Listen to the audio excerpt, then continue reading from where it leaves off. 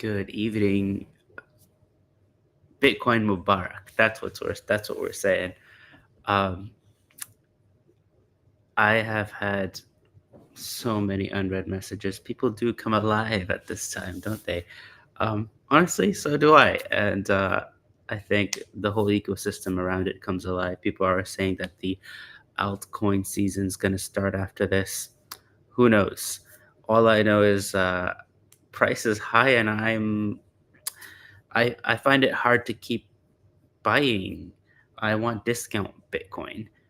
And on that note, with trading and stuff, got really lucky and excited actually about alkanes. Alkanes are an interesting protocol um, on Bitcoin L1 that allows for smart contracts, but keeps the data layer or the data storage or state management with indexers and like really in the ordinal and rune protocol style and with op returns and stuff like that. Um, and I think it's actually going to start allowing for you know monetizing and incentivizing people to be storing these JPEGs and spam and signatures and data and information on the Bitcoin blockchain. And in many ways, like as you know you're not really paying for storage in essence. Well, you are when you pay the sats for the transaction of putting of adding the data or the signatures to a transaction. You're kind of paying for that transaction and the cost of storing. Now, who gets that? It's the miner that gets that, but everybody, if they're keeping a bigger copy of it on their local node or so, are not getting a share of that. And I think that's the real debate, like of the whole spam and size of the transactions on the chain, is that people are hosting nodes and they're giving up free their they're giving up free bandwidth to hosting these transactions that are not for the intention of the Bitcoin blockchain, such as they might like. Um, but really, if this does take off with alkanes, and really other L2s that might continue to use and utilize the storage layer on Bitcoin when it comes to the ordinal protocol, I think mines might really change when the incentives change. When the incentives change, mines change.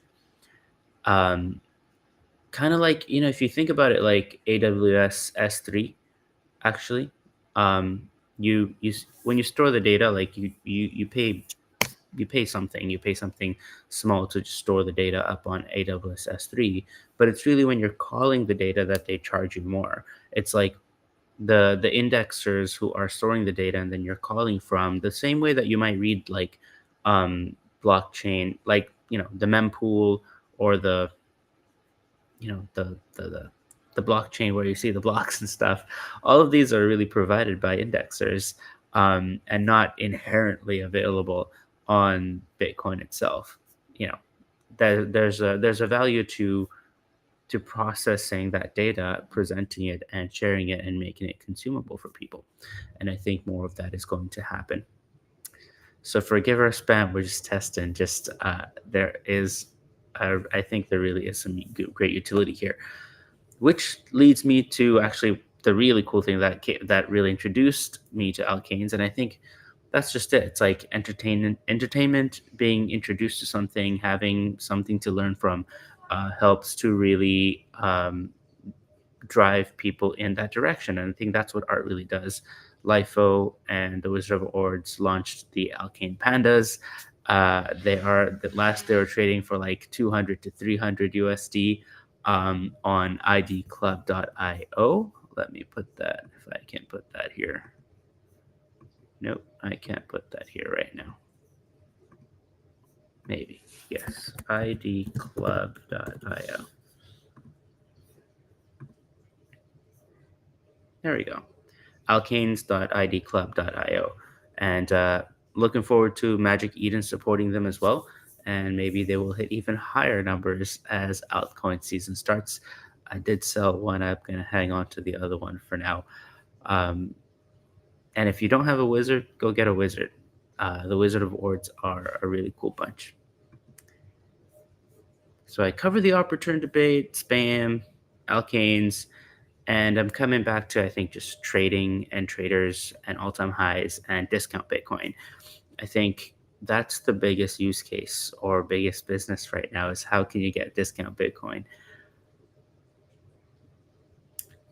And Liquidium, I think, led the way. I actually got some more. I got some Liquidium tokens, and they're like a borrow lend platform. At least that's the claim, and that's kind of the experience for the UI. But there's real risk there, like beyond just default risk, as you might as other lending platforms put.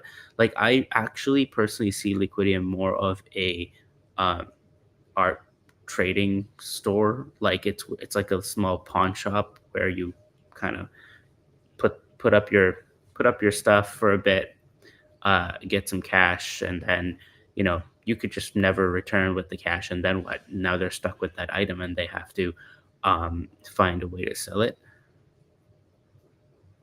Uh, so anyway, that's my personal thoughts. Not gonna say it's not lending. It is in some way, but it's also, I think it's weirdly more fair. Despite the high rates, it's weirdly more fair than I think many other platforms out there. It's more true to the ethos of Bitcoin and just what Bitcoin allows or enables. Anyway, um,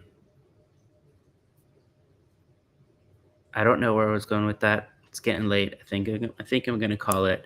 But right, where that's leading and why I've been not responding to messages is I've been back in my Excel sheets, modeling some stuff with. Okay, on one side, and this might become more clear later, but on one side, I'm modeling some gold pegged solutions that would um, allow for an easier way to scale a business in auto or home finance, actually. So that's an aside.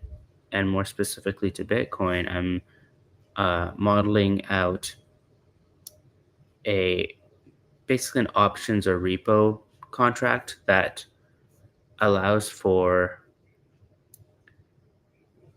that allows for people to like short Bitcoin while giving buyers or DCA buyers of Bitcoin a discount access to Bitcoin, plus capping upside risk for borrowers who might be shorting Bitcoin. Again, I use the term very loosely. I see it more as a trading platform, and I think Greenvault's going to evolve to be more of a trading platform in that way as well, um, tied back to the ethos and values of Bitcoin that really, truly, I think, drive free and fair finance. And the whole ecosystem's been, seeking that, right? Free and fair finance. Ethereum's been seeking that as well. But we're so used to the traditional models that um, I don't think we've really stuck to the ethos of free and fair finance. Um, the whole PvP, like I win, you lose kind of zero sum game. I truly believe there's an alternative. And yeah, that's what we're working towards. And hopefully more people can join that journey. Thanks for listening tonight.